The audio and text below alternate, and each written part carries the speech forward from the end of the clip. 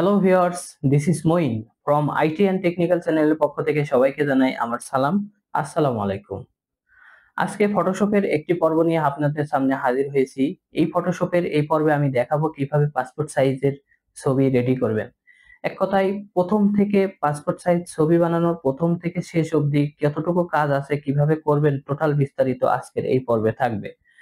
আমরা যারা অনেকে আছি কম্পিউটারের বিভিন্ন অনলাইনের সাইট থেকে বা বিভিন্ন ভাবে পাসপোর্ট সাইজের ছবি ক্রিয়েট করি। কিন্তু মূলত ফটোশপ দিয়ে কিভাবে পাসপোর্ট সাইজের ছবি ক্রিয়েট করবেন সেটা আমি আজকের এই টিউটোরিয়ালে দেখিয়ে দিব। তো চলুন বন্ধুরা, আর কথা না বাড়িয়ে পাসপোর্ট সাইজের ছবি কিভাবে বানাবেন সরাসরি চলে যাই কম্পিউটারের স্ক্রিনে। ভিউয়ার্স, পাসপোর্ট ছবি রেডি করার জন্য আমরা চলে আসলাম সরাসরি স্ক্রিন থেকে আমি ফটোশপ সফটওয়্যারটি ওপেন করে নিচ্ছি। আপনার কম্পিউটারে যদি ফটোশপ সফটওয়্যারটি ওপেন থাকে সেটা এভাবে ওপেন করে নেবেন। নেওয়ার পরে ফটোশপের ক্যানভাসে আমি একটি ছবি নিয়ে নিয়েছি, ঠিক আছে। দেখেন এই ছবিটি নিয়ে নিয়েছি। এটা থেকেই আমি পাসপোর্ট সাইজের ছবি কিভাবে বানানো হবে সেটা আপনাদের দেখিয়ে দিব ফটোশপ দিয়ে। তো ফটোশপ দিয়ে পাসপোর্ট ছবি বানানোর জন্য যেটা করতে হবে সেটা হচ্ছে এই ক্রপ টুলটি সিলেক্ট করে নেবেন। দেখেন এখানে একাধিক সাইজ, উইথ এবং হাইট, রেজুলেশন, পিক্সেল, ঠিক আছে, ফ্রন্ট ইমেজ, ক্লিয়ার, একাধিক অপশন থাকবে। একটু একটু করে চোখ বুলিয়ে দেখে নেবেন। তো এখানে সাইজ যেটা আছে এটা আমরা ব্যবহার করব না, আমরা ফটোশপের পাসপোর্ট সাইজের যে মাপটি আছে সেটা ব্যবহার করব। তো সেটা ব্যবহার করার জন্য যেটা করতে হবে সেটা হচ্ছে 1.55 ইঞ্চি আর 1.99 ইঞ্চি। রেজুলেশন আমরা 300 রাখবো। রাখার পরে এবার যেটা করব সেটা হচ্ছে এই ছবিটি অনেক দূরের ছবি, এই ছবিটাকে একটু জুম করে নেব। জুম করে নেওয়ার জন্য এখানে জুম টুল আছে, এই টুলটি সিলেক্ট করে নেব। নেওয়ার পরে দেখেন এখানে আমি ছবির উপরে মাউসের ওকে বাটন প্রেস করব। প্রেস করলে দেখেন ছবিটি বড় হচ্ছে। এই যে ছবিটি বড় হচ্ছে, ছবিটি কিন্তু বড় হয়ে গেছে। এখন আমি প্রয়োজন মতন মাপ করে এই যে ক্রপ টুল আছে এই টুলটি দিয়ে আমি সিলেক্ট করে নেব। এই যে সুন্দরভাবে সিলেক্ট করে নিচ্ছি।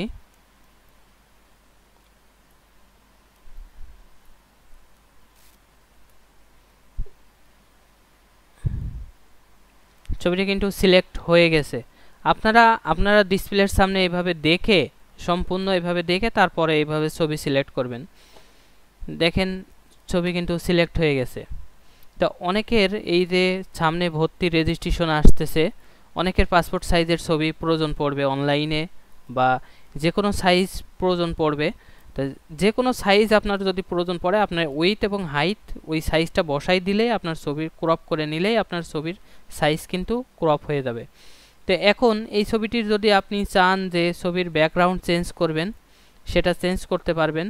ছবির ব্যাকগ্রাউন্ড চেঞ্জ করার জন্য যেটা করতে হবে সেটা হচ্ছে এই যে এখানে দেখেন ইরেজার টুল আছে, ঠিক আছে। ইরেজারটি টুলটি সিলেক্ট করে দেবেন।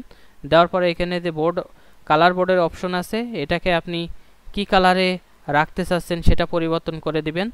দেওয়ার পরে ওকে বাটন প্রেস করে দেওয়ার পরে দেখেন এখানে আপনি সুন্দরভাবে কালার চেঞ্জ করতে পারছেন, ঠিক আছে। তো একাধিকভাবে এইভাবে ছবির ব্যাকগ্রাউন্ড চেঞ্জ করা যায়।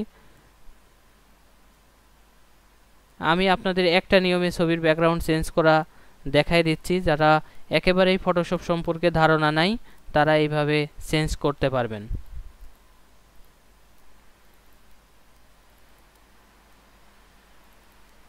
ছবিটাকে একটু জুম করে নেবেন। নেওয়ার পরে মাউসের ওকে বাটন প্রেস করে ধুয়ে এবার আপনি ছবিটাকে এদিকে ওদিকে মুভ করতে হলে যেটা করবেন সেটা হচ্ছে এখানে দেখেন এই হ্যান্ডেল টুল আছে, ঠিক আছে, হ্যান্ড টুল।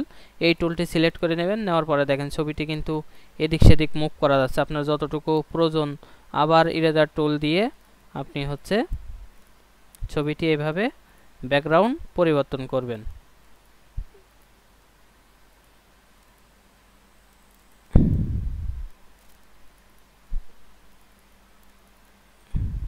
এইভাবে সম্পূর্ণ ছবিটাকে একটু একটু করে ছবির ব্যাকগ্রাউন্ডটা চেঞ্জ করে নেবেন। একাধিক উপায় অবলম্বন করে ছবির ব্যাকগ্রাউন্ড চেঞ্জ করা যায়, সেটা আমি সম্পূর্ণ আজকে দেখাবো না, পরের টিউটোরিয়াল বানিয়ে ওটাকে আমি দেখিয়ে দিব।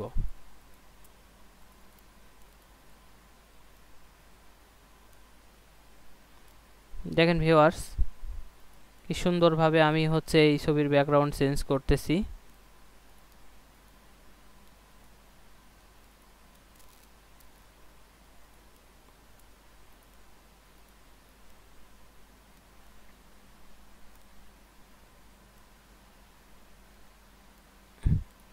এইভাবে আপনারা ছবির ব্যাকগ্রাউন্ড চেঞ্জ করে নেবেন। ঠিক আছে, আমি আসলে ভিডিওটি বড় হয়ে যাচ্ছে, যার কারণে সম্পূর্ণ সুন্দর করে দেখাতে পারতেছি না।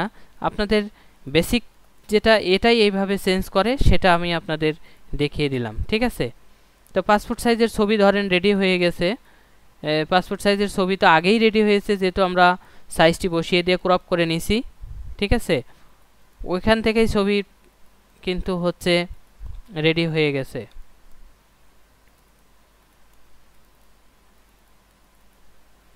দেখেন এই ছবিটি এখন আমি কি করব, একটি ডুপ্লিকেট পেজ ক্রিয়েট করে নিব। ঠিক আছে, এদের পাসপোর্ট সাইজের ছবি কিন্তু রেডি হয়ে গেছে। আপনারা চাইলে এভাবে আস্তে আস্তে করে একটু একটু করে এভাবে পাসপোর্ট সাইজের ছবি রেডি করতে পারেন। যারা ফটোশপ দিয়ে বানাবেন তারা এইভাবে পাসপোর্ট সাইজে, যারা ফটোশপে বিভিন্ন স্টুডিওয় কাজ করি, ঠিক আছে, তাদের ক্ষেত্রে এইভাবে ছবির ব্যাকগ্রাউন্ড চেঞ্জ করা যাবে।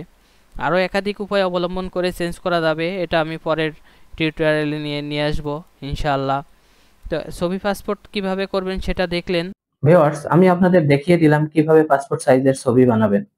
এই পাসপোর্ট সাইজের ছবি বানানোর জন্য টোটাল বিস্তারিত আমি এই পর্বে আপনাদের দেখিয়ে দিলাম। ভিডিওটি যদি ভালো লেগে থাকে অবশ্যই একটি লাইক দিবেন।